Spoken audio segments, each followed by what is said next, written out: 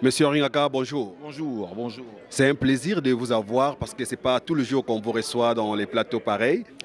Tout d'abord, je connais Monsieur Jean-Louis Chimbalanga depuis quand même quelques années. Disons, lors de ce que je peux appeler la lutte pour les changements. À l'époque, déjà, il avait son organisme en France et j'étais en contact avec lui. Donc, on avait l'occasion d'échanger assez souvent. Maintenant qu'il y a eu changement de régime, là, évidemment, je comprends sa réaction, sa joie. Donc, je connais M. Jean-Louis depuis quand même de très nombreuses années. C'est dans ce sens-là que je venais, ayant appris qu'il venait à Montréal. Il m'avait d'abord contacté depuis l'Europe pour m'informer qu'il venait ici.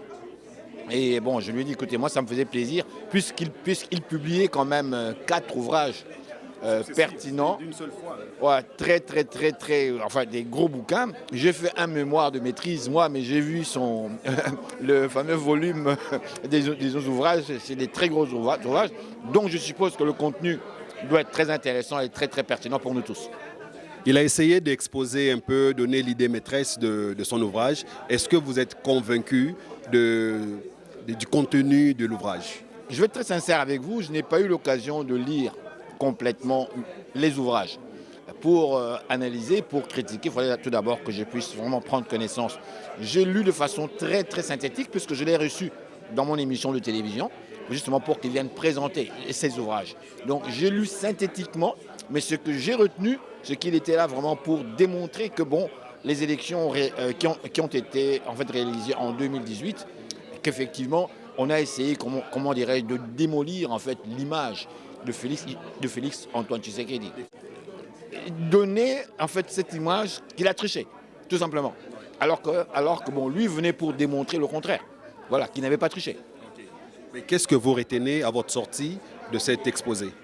Ce que je retiens, c'est la rencontre. Moi, je suis heureux, très fier, pour être franc avec vous, cette rencontre entre Congolais. Moi, je suis ici depuis 1973. À Montréal, depuis 1975, au Canada, au Québec, depuis 1973. Je n'avais pas eu cette chance, cette opportunité d'échanger avec mes frères congolais, que de femmes ou de musique ou autre. Mais là, on parlait du pays. C'est sérieux, là, on parlait du pays.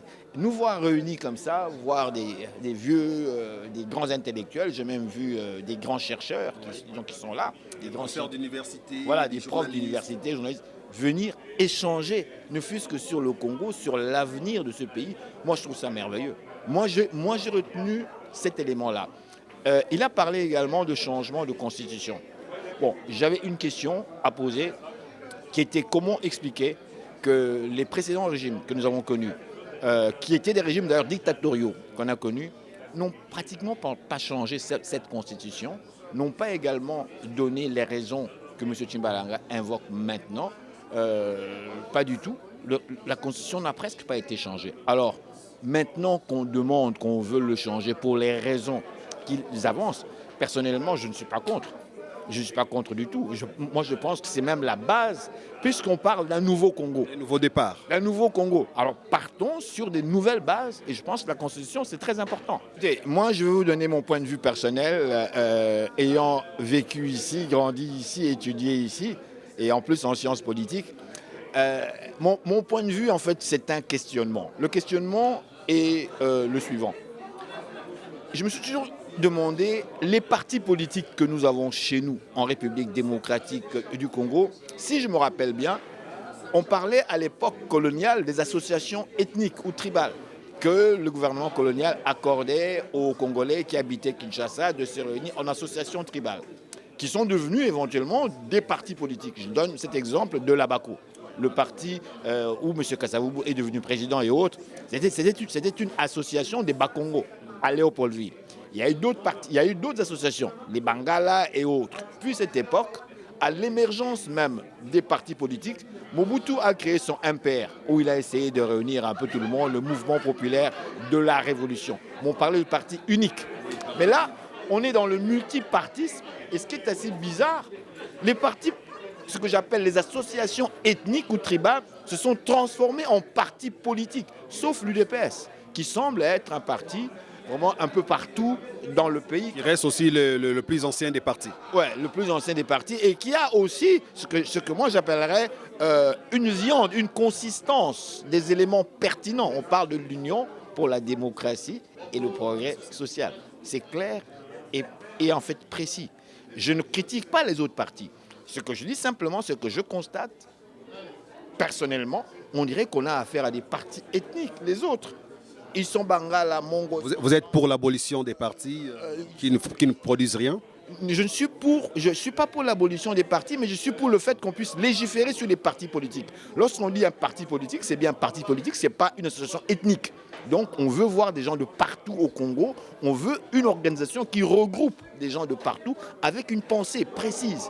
Et quand on parle de parti, parce qu'on veut prendre le pouvoir. Et donc on a une pensée commune, mais qui vient de partout, de tous les Congolais unis. Non pas d'un groupe ethnique, parce que je suis Mongo, le chèque les Mongo, parce que je suis Monga, parce que je suis Yombe, chèque les Yombe. Non, non, non, non, non. Ça, c'est mal interprété selon moi.